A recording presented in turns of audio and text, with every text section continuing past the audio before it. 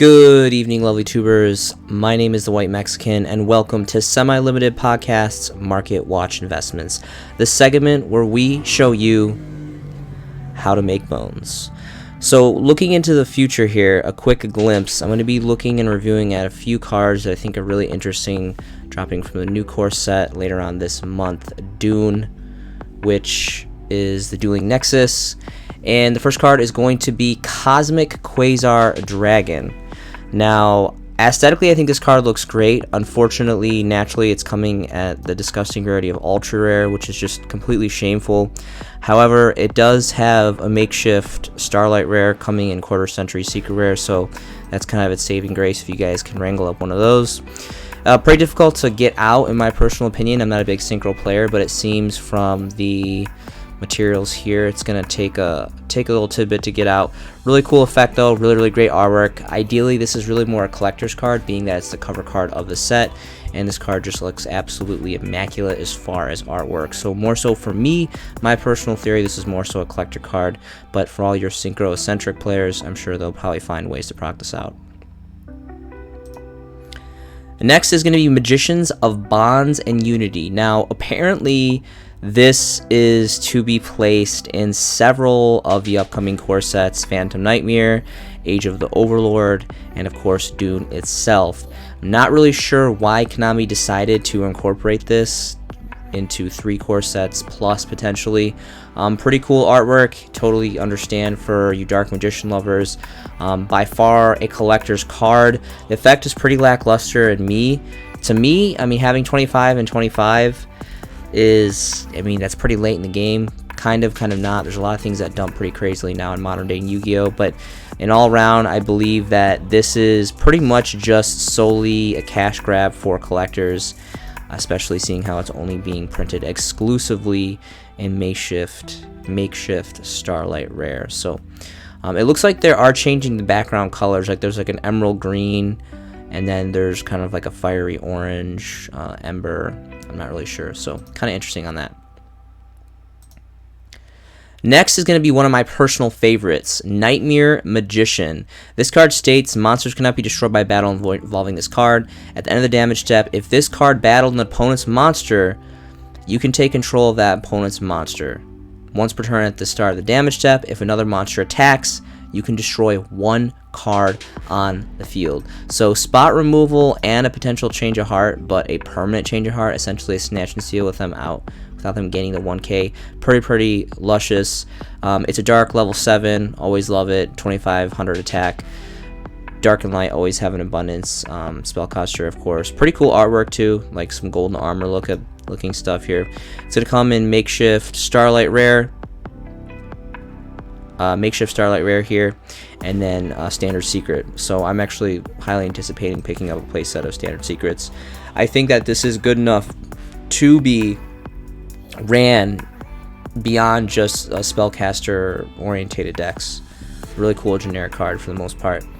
Your finish, this is kind of obscure card. I honestly just like this because the artwork, obviously tour guide with the katana is, you know, just slicing and dicing is pretty BA, but continuous trap card. And you guys can kind of read it. It's a long effect here. You guys can pause the video. I'm not going to read completely through it because it is a pretty lengthy effect.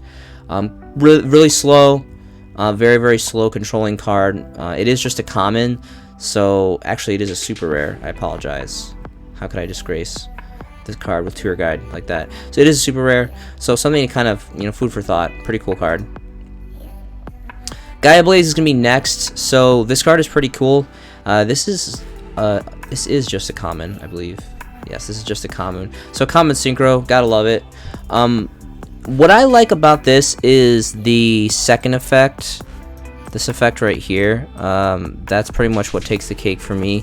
I know that there is, you know, not a crazy abundance for fire support. It's kind of one of those more obscure attribute supports, but it's really cool, and I think there's always potential. I mean, I think Salmon Great was one of the last greatest fire based attribute decks, but really cool stuff. Pretty cool artwork too. So it is just a common, so just picking up a playset I think would be definitely a good point on the horizon.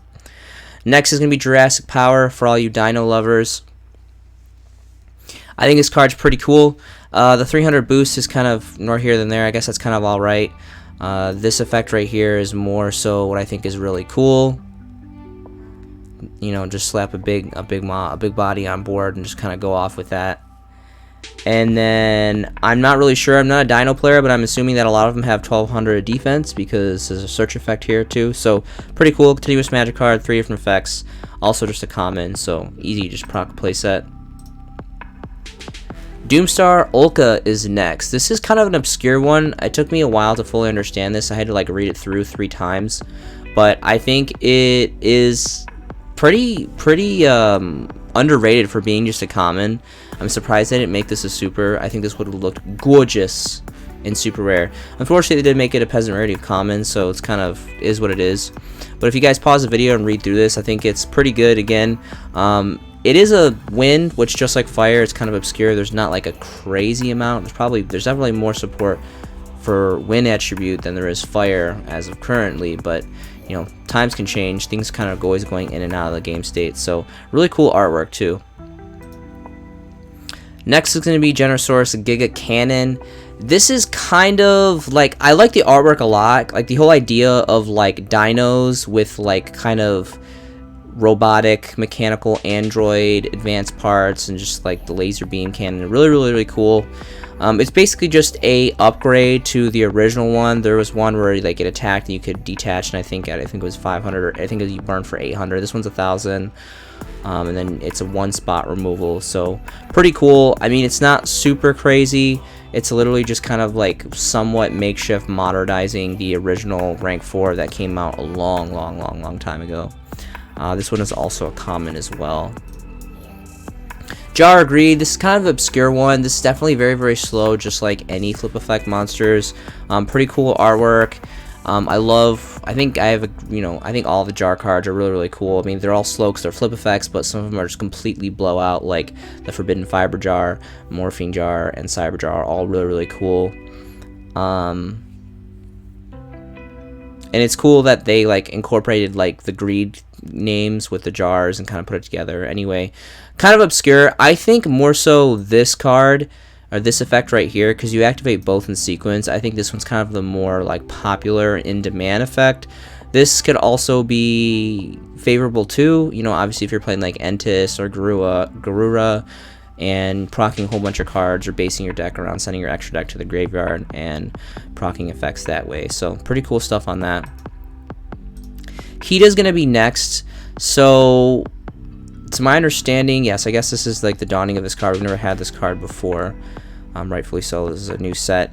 This is going to be in makeshift Starlight Rare and the disgusting rarity of Ultra Rare. Now, I really don't give 2 hoots about this disgraceful rarity right here, but as far as the makeshift secret rare, I would like to get at least 1 to 3 of these, just for the sole fact that I think, just like a lot of the Fire Charmer stuff, their artworks are really cool. More specifically for the Link 2s, obviously like the Link 2s are way more higher competitive play, a lot more versatility.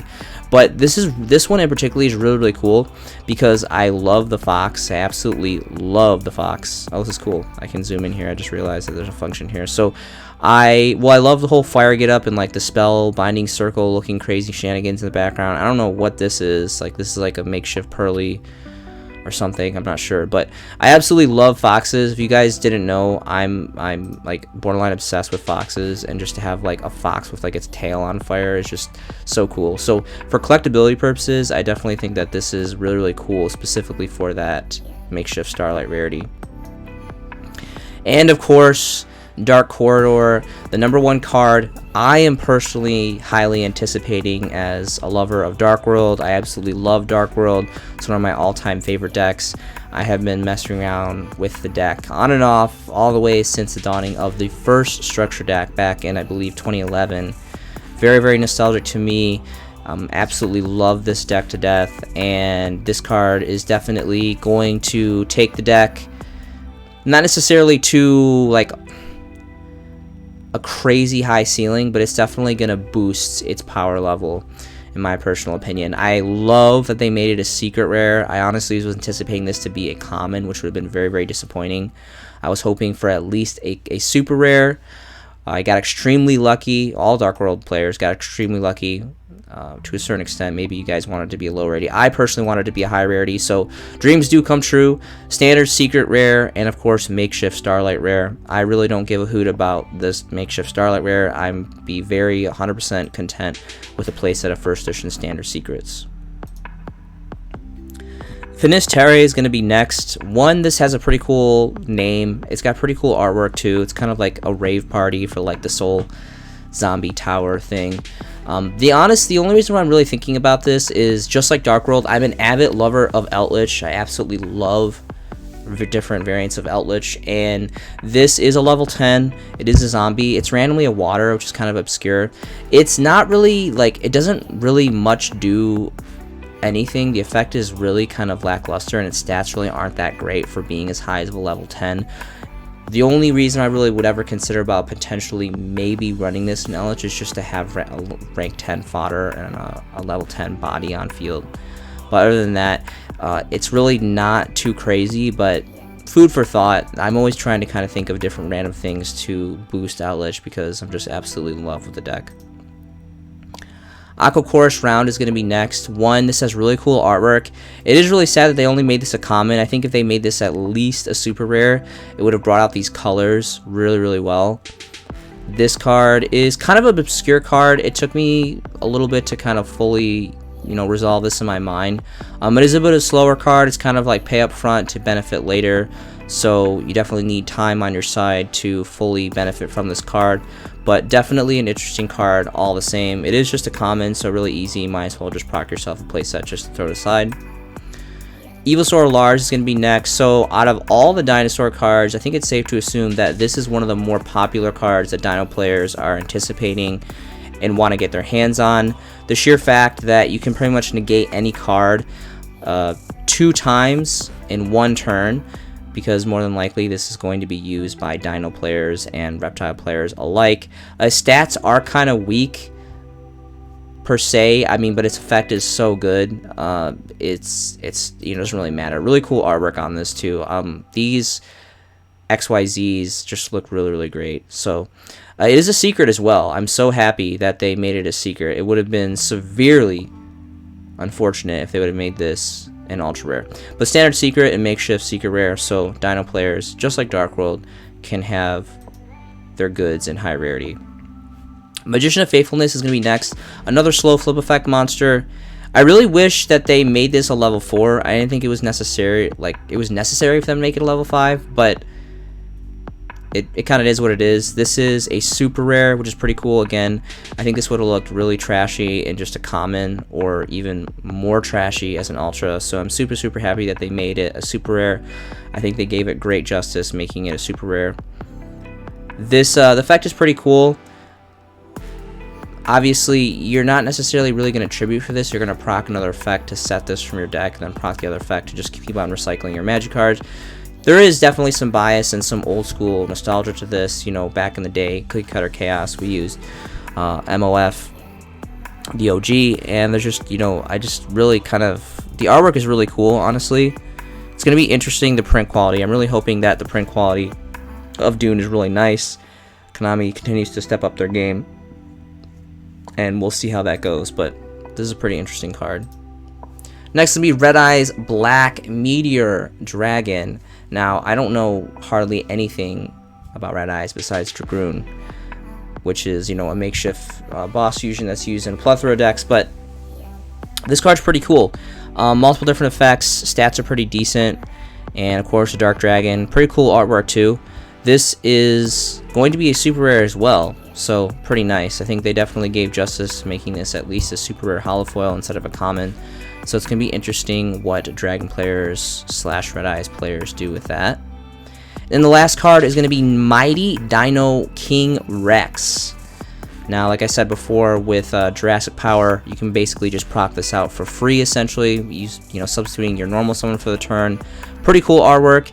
It is a super rare, which is pretty nice. And it's like BLS. It can swing twice, potentially. It's a fat 32 beater. And this effect is slower, But if it lives to tell the day, to see the light of another day, you can potentially have 2 spot removals on opponents' monsters, which is really, really cool. That is all I have for you guys tonight. Thank you so much for joining me. I hope you guys are making some fantastic Yu-Gi-Oh! Investments yourself. This has been a showcasing by Semi-Limited Podcast. My name is the White Mexican, and I'll see you in the next video.